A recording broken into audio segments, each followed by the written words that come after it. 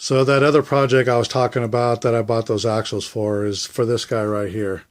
It's a 1970's, I don't know exact year, Tonka Dodge van ambulance. I'm turning this into an RC car. And these axles here, I know it's probably kind of hard to see, but they're actually four-wheel drive, RC four-wheel drive axles.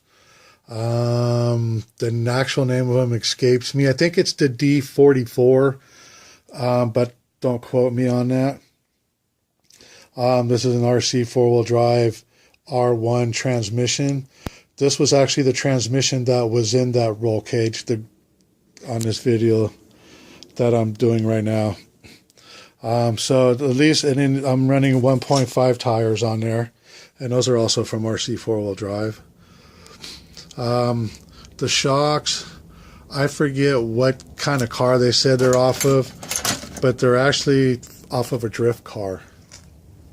Some drift car. I honestly don't remember.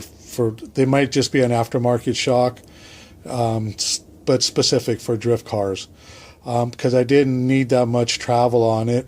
Also, with the long shocks, I wouldn't be able to get the scale look out of it.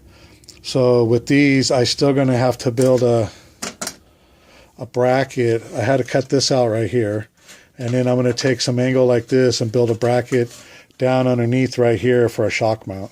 And I'll do the same thing for both sides over here.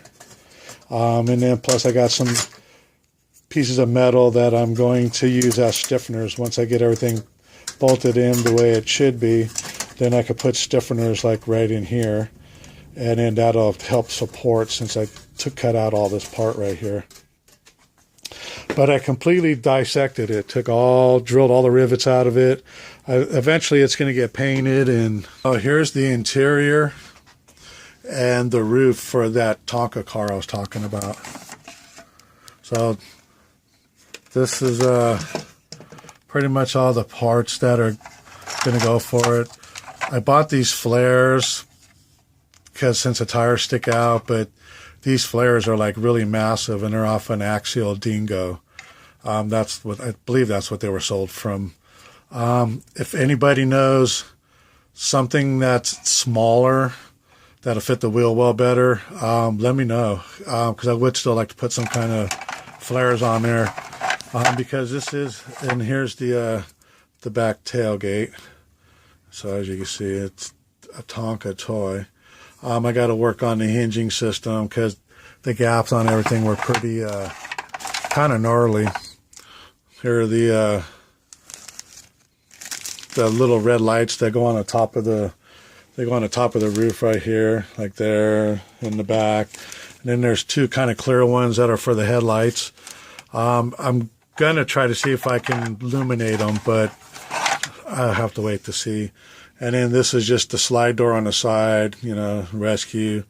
So when I do my paint scheme on it, it's still pretty basic and generic. But the paint scheme on it is going to be called, it's going to be named Off-Road Rescue. And that's kind of what the theme I'm going for, that, it's a van that can go off-road, but, it's not no rock crawler or, anything like that. Just like I said, more trying to keep it more like scale.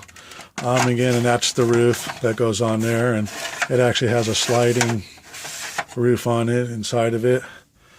When I was disassembling it, got a boo-boo right there, but I could fix that. I just tape it off, build some epoxy, fill it in, let it harden, and then sand and shape it, and we'll be good to go. I did body and paint on full-scale cars for 13 years, so it's just more time consuming than anything. And plus these are really small. So it makes it, a little harder.